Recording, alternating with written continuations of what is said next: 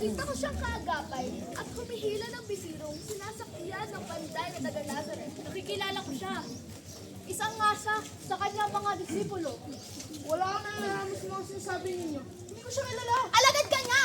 Malimit kita makita na kasama niya sa pangangaral sa templo at na pumasok siya rito sa Jerusalem. Ibang tao ang sinasabi mo. Hindi ko siya kilala. Huwag ka na tumanggi! Kasama ka niya! Kulit mo naman. Sinabi ko nga hindi ko siya kilala. Kasama ka niya!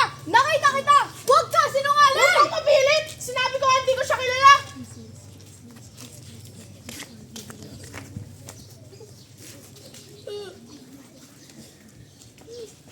Patawad. Patawad, Panginoon.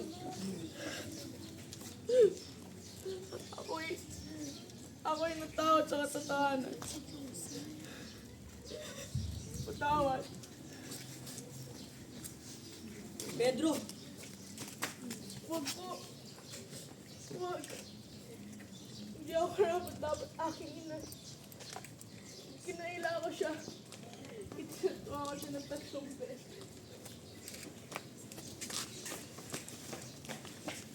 bakit? Bakit ganito ang nangyari?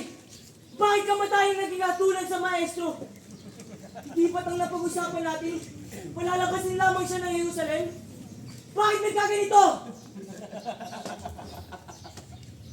Judas.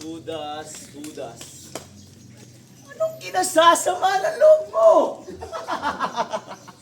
Hindi pa ba sapat ang gantimpala na tanggap mo? Mahirap hanapin ang 30 pirasong pila, Judas. Mahirap yun.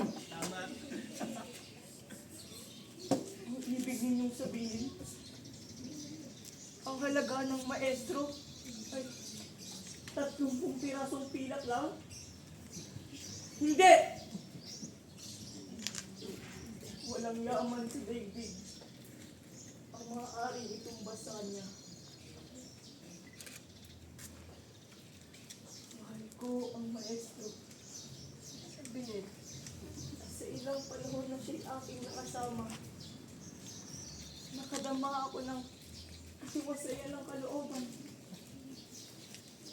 Pinapag ako'y nasa kaharian ng Diyos. Subalit, naging masama ako. Hinangad ko ang buo niyang pansin. Nakalimutan ko na siya ay para sa lahat. At kayo! Kayo lang nasa puso'y pag-aangad! Bakit ang maestro ay dapat madamay? Ito na ang pilak ninyo! Hindi ko kailangan yan!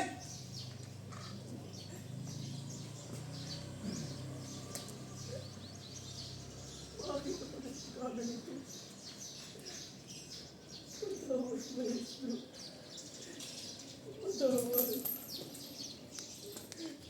Kung sa tingin mo, nagtaksil ka ng inosente, problema mo na yun. Warain mo na yung pilak mo! Umalis ka dito! Layas!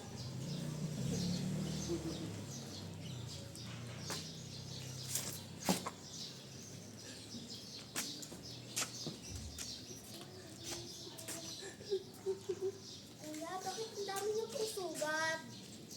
Ginoo, anong mangyayari sa'yo? Sino kayo? Kayo sito. Tumayo kayo sa akin. Ka ba? Pagkagaling ba kayo ang dami ng sugat? Sino kayo? Lumayo kayo sa akin! Ikaw may gawa! Ikaw may Hindi ako gawa! kasalanan yan! Gawa! Hindi ako kasalanan yan! Hindi ako kasalanan!